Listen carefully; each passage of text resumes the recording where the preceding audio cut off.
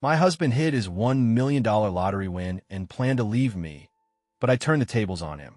I 32F thought I knew my husband Mark 32M. I thought we were struggling together. Turns out I was struggling alone. For 7 years, I carried the weight of our marriage on my back. I worked myself to exhaustion, picking up extra shifts, stretching every dollar, sacrificing my sleep, my free time, my everything, just to keep our lives from falling apart. Mark was always waiting for the right opportunity. It was a phrase I heard so many times that it lost all meaning. The right job, the right time, the right circumstances. He always had a reason why now just wasn't the right moment for him to get serious about his career. And I believed him, because that's what you do when you love someone. You trust them. But trust means nothing when it's one-sided. Because while I was out there breaking my back for us, Mark was keeping secrets. And one night, I found the proof. It was something small, something I almost didn't notice. A tiny piece of paper crumpled up in his jeans pocket. It looked like nothing, but that little slip of paper, it changed everything. I met Mark when we were both 25. Back then, he had this easy charm, the kind that made you want to believe in him. He was funny, confident, always talking about big ideas and ambitious plans. I fell for him hard. When we got married, I had no doubt that we were in this together. I was working as a nurse, pulling long shifts at the hospital, but I didn't mind. I loved my job, and I figured that if Mark needed some time to find his footing, I could hold us down in the meantime. That's what marriage is, right? A partnership. But months turned into years. And Mark? He never found his footing. He never held down a real job for more than a few months. There was always an excuse. The pay was too low. The boss was an idiot. The job was beneath him. So I worked longer hours. I picked up extra shifts. I took side gigs, babysitting, freelance writing, even making handmade jewelry to sell online. Every penny I made went into keeping us afloat. Rent, groceries, bills. Meanwhile, Mark spent his time figuring things out, which, in reality, meant sitting at home, playing video games, watching TV, scrolling through his phone, and buying lottery tickets. The lottery became his obsession. At first, it was just a couple of tickets a week. Then it was a few more. Then suddenly, I was finding receipts everywhere, crumpled up in his pockets, stuffed into the glove compartment of our car, tucked away in drawers. Some weeks, he was spending hundreds of dollars on them. I begged him to stop. I told him we couldn't afford it. We were already stretched thin. Some months, I was barely scraping together enough for rent. And here he was throwing money away on a fantasy. And every time, he'd just smile and say the same thing. Just one big win, babe. Just one, and we'll be set. I should have known better. Because Mark wasn't just wasting our money. He was lying to me. And the moment I found that little crumpled piece of paper in his pocket, I realized just how deep the betrayal ran. It was a Saturday, one of my few precious days off, but instead of resting, I was doing what I always did, cleaning up after Mark. The laundry basket was overflowing, because of course, he never thought to do it himself. I sighed, dragging the basket to the washer, and started checking the pockets of his jeans. Over the years, I'd learned that if I didn't, I'd end up dealing with shredded receipts, gum wrappers, or the occasional forgotten dollar bill turning into a soggy mess. It was routine, muscle memory. I wasn't even paying attention until I pulled out that receipt. At first, I thought it was just another lottery ticket, one of many that I'd found crumpled up in his pockets before. I was about to toss it straight into the trash when something caught my eye. It wasn't a ticket. It was a deposit slip. A deposit slip from a gas station ATM, dated 3 months ago. And the amount? $1 million. I felt the blood drain from my face. My vision blurred for a second as my brain tried to process what I was seeing. This has to be a mistake. I looked again, my fingers gripping the slip so tightly that it crumpled in my hands. But the numbers didn't change. $1 million. Deposited. Months ago. The room felt like it was spinning. I dropped the laundry basket, my hands shaking as I sat down on the edge of the bed. My heart was pounding so loudly in my ears that I could barely hear my own thoughts. Mark had won the lottery. Mark had won $1 million, and he never told me. And for 3 months, he had been hiding it from me. I sat there for what felt like an eternity, staring at that tiny, insignificant-looking slip of paper that had just shattered my entire world. $1 million. While I was working 12-hour shifts at the hospital. while I was taking on extra shifts because we were always tight on money, while I was stretching every last penny just to make sure we didn't fall behind on rent. He had all this money, and he said nothing. That was the moment it all hit me. All those little changes I'd ignored. The expensive takeout orders when I was at work. The new clothes that suddenly appeared in his closet. Designer brands, things he never would have bought before. The fancy electronics I had assumed he just put on a credit card. And the biggest red flag? The way he'd been acting. Lately, he had been distant, dismissive, snapping at me for no reason, spending more time out of the house, but never really saying where he was going.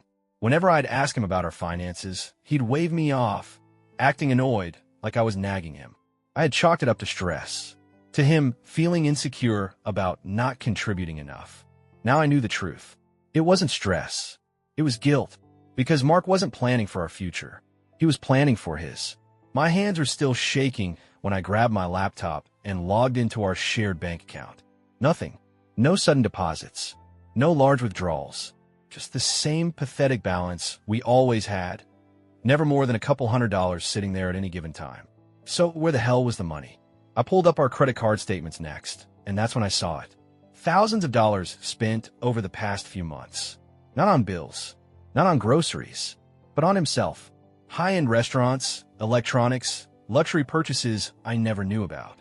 And the final gut punch moment? A retainer payment for a divorce lawyer. My breath caught in my throat. I read it 3 times just to be sure. But there it was clear as day. Mark had already contacted a lawyer. He was planning to divorce me, and he was trying to make sure I never saw a single dime of his winnings. I wish I could say that I was shocked, that I was devastated. But the truth? I was angry. A slow, simmering, white-hot anger that spread through my entire body. This wasn't just about the money. It wasn't even just about the lie.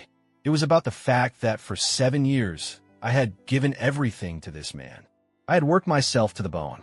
I had supported him, believed in him, defended him when people questioned why he wasn't contributing. I had gone without, made sacrifices, put my dreams on hold.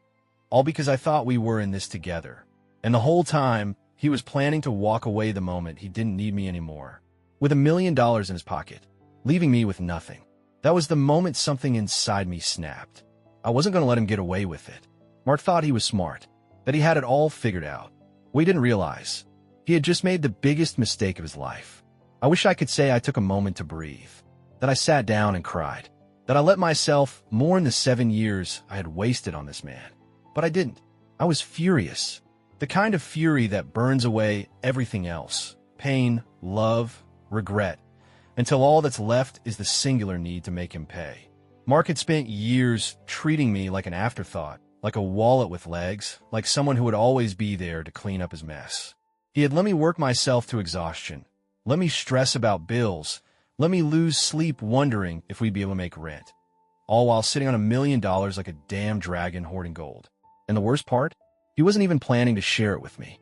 He was planning to leave me, to walk away with everything. Oh, hell no. I wasn't just going to take what I was owed. I was going to take more. The next morning, while Mark was still snoring in bed, I got up early, made myself a strong cup of coffee, and started researching divorce lawyers. Not just any lawyer, a shark. Someone who wouldn't just fight for me, but enjoy tearing Mark to shreds in court. I spent hours digging through reviews, comparing case histories, even calling a few offices to get a feel for them. And then I found him. Jonathan. High profile, ruthless, and expensive. His client reviews read like a revenge novel. Men and women alike praising him for gutting their cheating, lying spouses in court. I didn't care how much it cost. I wanted the best. I booked a consultation for that afternoon and made sure Mark had no idea. Jonathan's office was sleek and modern, with floor-to-ceiling windows that overlooked the city skyline. The receptionist led me to his office, where a middle-aged man in a crisp gray suit greeted me with a knowing smirk. I didn't waste time. I told him everything. How I had worked 2 jobs for years, covering all our bills while Mark did nothing. How Mark never kept a real job, always making excuses. How he spent hundreds on lottery tickets every month, despite knowing we could barely afford groceries some weeks. How he had won $1 million, never told me, and was planning to divorce me first so I wouldn't get a cent. Jonathan listened carefully, nodding along, tapping his pen against his desk as I spoke. When I was done, he leaned back in his chair, lacing his fingers together. "Well," he said with a grin, "this is going to be fun." Then he dropped the bombshell. In our state, lottery winnings are considered marital property. Since Mark had won while we were still legally married, I was entitled to half. That meant that, at minimum, I was walking away with $500,000. I blinked. "He can't fight that," Jonathan said. "He can try, but judges don't take kindly to financial infidelity." And that's exactly what this is. My heart was pounding so hard I could feel it in my throat. "And if we can prove that he deliberately tried to hide the money from you," Jonathan continued, "we can argue for more. Much more." I exhaled slowly, gripping the arms of my chair. Mark thought he was being so smart, that he could cheat me out of everything, that I would just roll over and accept it. He had no idea who he was dealing with. For the next 2 weeks, I played the role of the clueless, loving wife while secretly preparing to destroy him. I smiled at him over breakfast, kissed him goodnight, laughed at his stupid jokes, pretended I didn't notice when he randomly left the house for hours without explanation. Meanwhile, I was documenting everything. I pulled up our credit card statements, thousands of dollars spent over the past few months. Fancy restaurants, designer clothes, electronics, things I had never seen before. I checked our shared bank account, still the same pitiful balance, proving that he had never deposited the winnings there. I went through our mail, found letters from his bank, accounts I hadn't even known existed, and then I found the final piece. Buried under a pile of unopened bills on his desk was a folder from a law firm. Inside, a signed agreement for legal consultation regarding divorce proceedings. He had already started the process. The rage that surged through me in that moment was something primal. Mark wasn't just planning to leave. He was waiting until he thought he had hidden everything well enough, until he was sure I wouldn't be able to take a cent from him. Too bad for him. I had just outplayed him. I met with Jonathan again and handed over everything. "Beautiful," he said, flipping through the evidence. I told him, file the papers and make sure he's served at the perfect time. 2 days later, Mark was served at home, first thing in the morning. I was sitting at the kitchen counter, sipping my coffee, when I heard a knock at the door. Mark shuffled over in his sweatpants, still half asleep, and opened it. The process server handed him an envelope. "This is for you." Mark blinked. "What?" Then he looked down, opened the envelope, pulled out the divorce papers. Silence. The kind of silence that stretches out forever, thick and heavy with realization. I took a slow sip of coffee. "Oh," I said casually, that's me divorcing you." His entire face drained of color. "Wait, what?" His voice cracked. I stood up, stretching. "You were planning to divorce me, weren't you? Funny thing, I beat you to it. Babe, this is a misunderstanding." "Oh, and I also know about the $1 million. His jaw dropped. His hands tightened around the papers. "Ow!" I smiled. "You should be more careful where you leave your receipts." Silence. Absolute, beautiful silence. For the first time ever, Mark was speechless. I turned back to my coffee, my heart pounding in my chest. This was just the beginning. Mark thought he had won. He had no idea that he was about to lose everything. If Mark thought the initial shock of getting served divorce papers was bad, he had no idea what was coming next. The real fight was about to begin. After the papers were filed, Mark did what I fully expected. He tried to weasel his way out of it. He refused to move out, pretended like he was confused about the whole situation, and even made a few half-assed attempts to work things out.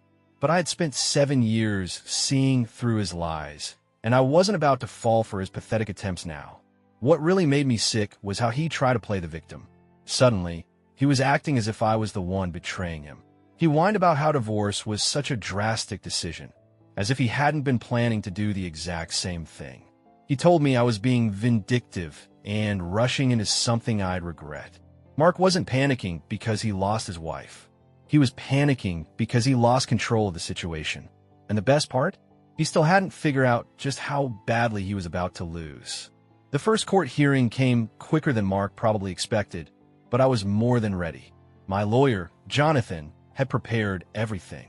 By the time we walked into the courtroom, he had stacks of paperwork, bank statements, credit card records, and every shred of evidence proving Mark had committed financial infidelity. Mark showed up looking smug, as if he still believed he could talk his way out of this. He had hired a lawyer, a cheap one, judging by the way the guy fumbled through his paperwork, but it didn't matter. He could have brought the best attorney in the world, and it wouldn't have changed the facts. Jonathan made sure to lay it all out clearly, piece by piece. He explained how I had been the sole financial provider for nearly our entire marriage, while Mark made excuse after excuse. He presented proof that Mark had never contributed to bills, rent, or even groceries. He showed the judge our credit card records, pointing out the thousands of dollars Mark had spent on himself in the months after winning the lottery, all while keeping me in the dark. And then came the final blow. The proof that Mark had not only hidden the money, but had also been preparing to divorce me first to avoid splitting it. Jonathan presented the retainer payment Mark had made to his own divorce lawyer before I had even discovered the money. That was when I saw it. The exact moment Mark realized he had lost. His whole body tensed. His face paled. His jaw clenched as he stared at the evidence being presented against him. He knew he had nothing. His lawyer tried to argue.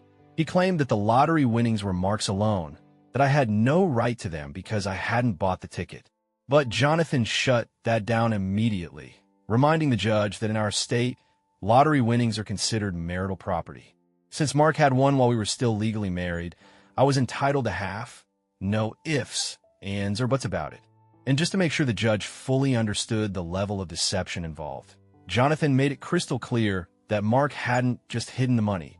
He had deliberately let me believe we were still struggling financially while I worked double shifts just to keep our household running. The judge did not look impressed with Mark's excuses. The final ruling was everything I'd hoped for, and more. The judge awarded me half of the winnings, meaning Mark immediately lost $500,000. But because he had intentionally tried to hide it from me, the court also ruled in my favor for additional marital assets as compensation. By the end of the hearing, Mark wasn't just losing half of his winnings. He was losing more than half.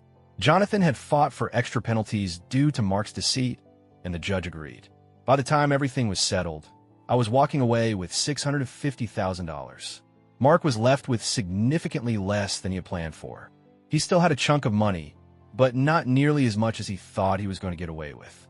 And to make matters worse for him, he now had legal fees, outstanding debts, and a reputation in court as someone who tried to cheat his wife out of what was rightfully hers. By the time we stepped out of the courtroom, Mark looked defeated. He didn't even try to talk to me.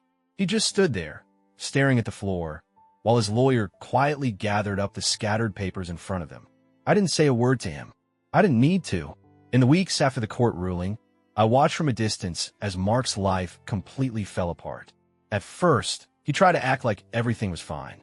He went out, spent money like he was still rich, and pretended like he hadn't just been humiliated in court. But the problem with people like Mark is that they never think long-term. The money didn't last. He spent recklessly, buying a new car, taking expensive trips, and making terrible investments in things he didn't understand. He ignored the fact that he now had massive legal fees to pay, on top of outstanding debts that he had built up over the years. And it didn't take long before reality smacked him in the face. Within a year, Mark had burned through nearly everything. His expensive purchases didn't hold their value, his investments failed, and suddenly he was broke again, just like before. Except this time, I wasn't there to clean up the mess. When I found out he had moved back in with his mom, I nearly laughed out loud. The same man who had once acted like he was too good to work a stable job was now living in his childhood bedroom, back where he had started before we got married. Meanwhile, I had moved on. One afternoon, months later, I got a text from Mark. It was short, just a pathetic attempt at small talk before slipping into "I made a mistake, can we talk?" I didn't even hesitate. I blocked his number. Mark had made his choices. He had spent years taking me for granted, thinking I would always be there to support him while he contributed nothing. Now, he was facing the consequences. For the first time in years, I didn't have to worry about money. I didn't have to stress about paying rent or covering someone else's bills. I could take a vacation, buy nice things, and finally focus on my own happiness. Mark thought he was cheating me out of a future when he hid that money. But in the end, I walked away richer than ever, while he ended up with nothing.